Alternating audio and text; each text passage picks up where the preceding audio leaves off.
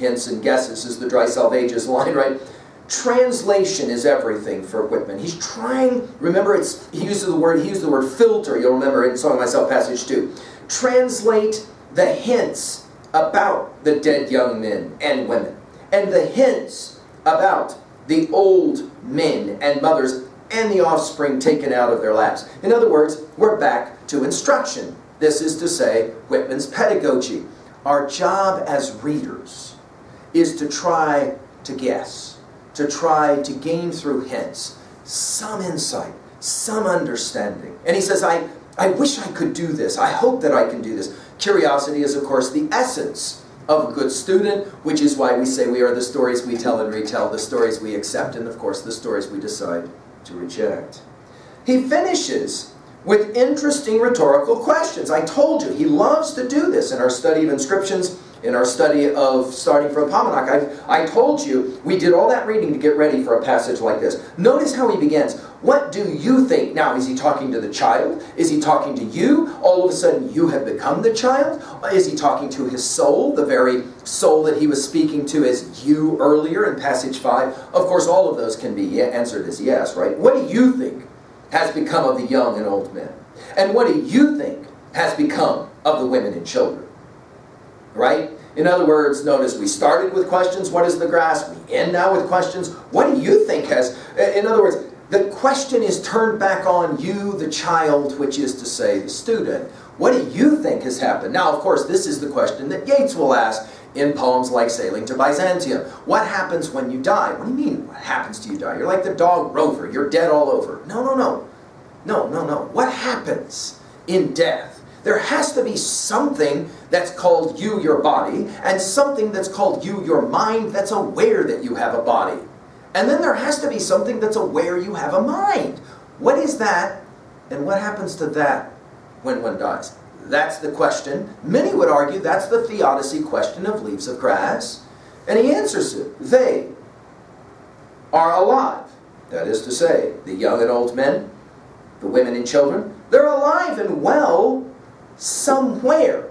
Now it is significant that this somewhere is a profound line for us, because it's going to take us to the very last lines of this poem, Song of Myself. I mean, let's just go over there for just a second, because this is where we're headed, okay? We're going to go to passage 52, and we're going to look at the very last lines. I bequeath myself to the dirt to grow from the grass I love. These are the last lines. We'll get there. When we get there, we'll come back to these. If you want me again, look for me under your boot soles. Amazing line. You will hardly know who I am or what I mean, but I shall be good health to you nevertheless, and filter and fiber your blood. We're going to hear a lot about filter and fibering. Failing to fetch me at first, keep encouraged. Missing me one place, search another. I stop somewhere, waiting for you. And here we are now with this word, somewhere. They're alive and well somewhere. Of course, we're to Plato's Phaedo, no question, right? The smallest sprout, it's not spear, as from passage 1, it's now sprout, shows there is really no death. Remember what we said when we worked with starting from Pomanak, passage 7? Let's just go there for a second to remind ourselves of how amazing that one is. Song of Myself, passage 7, let's just hear that reading one more time really quickly. We obviously have spoken at length about it.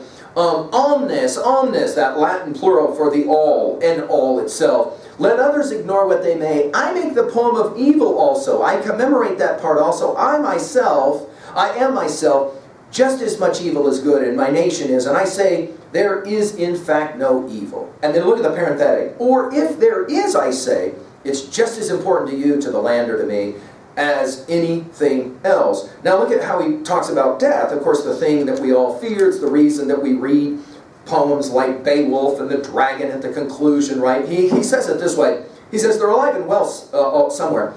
The smallest sprout shows there is really no death, and if ever there was, it led forward life, and does not wait at the end to arrest it. This is pure Darwin, right? And ceased the moment life appeared. We're back to Genesis.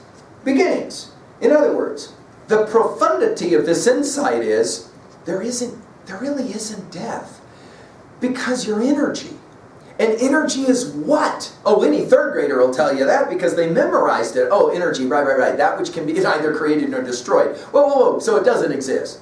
No, it definitely exists. That's what you are. Your energy. You just said it can't be created or destroyed. How is it even possible then that it exists? This is the translinguistic question. And if it can't be destroyed, and you are energy, then why do we fear dying? That is Whitman's theodicy question. Why do we fear dying? He says it this way to finish, of course. It's brilliant. All, omnis, from, again, from passage 7 of Starting from Pomona. I told you, reading Starting from Pomona is the ideal way to learn how to read the Song of Myself. All goes onward and outward. In the 1855, there was the word and. He took it out to tighten this line up. Nothing collapses. And to die is different. Look at his epistemological fallibilism. And to die is different from what anyone supposed. And then, of course, brilliantly, the last words, and luckier.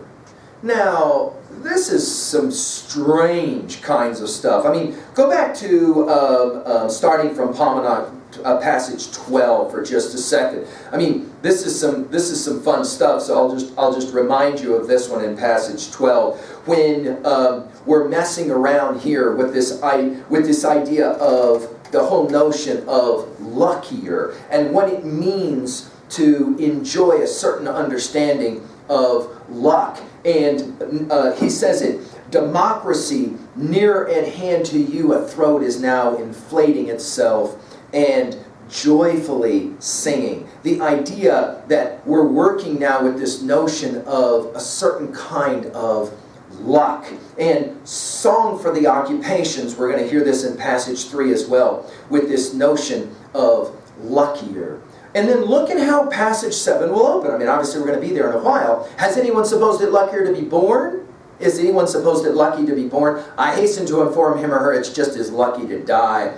And I know it. Now, epistemologically, that starts to sound a lot like absolutism, doesn't it? In other words, there's times when Whitman will say, I'm pretty sure about certain things, like, for example, death as being nothing to be feared.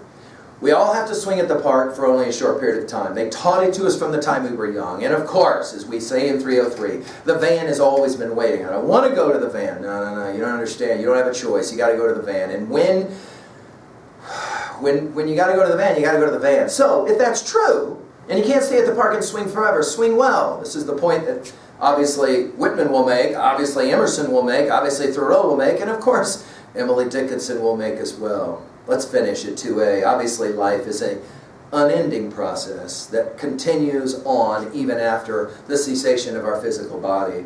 At 2b, well, that monosyllabic line is just brilliant, and the way in which it punctuates to end with mothers. I mean, you're going to study this all the way through, which is why we need to read Song of Myself and all of Leaves of Grass out loud, because you'll hear it so much more beautifully. At 3a, I mean, there's just the whole epic tradition. The Iliad, the Odyssey, the Aeneid, Dante, Milton, obviously Republic as well as Phaedo, Emerson's essay Nature, and then I mentioned so many other titles at 3a. Finally at 3b, how about this? Does this work for you as a theodicy, as an argument for the existence of pain, suffering, evil, and the ultimate pain and suffering and evil is death itself, right? And finally, do you feel like it's lucky to die?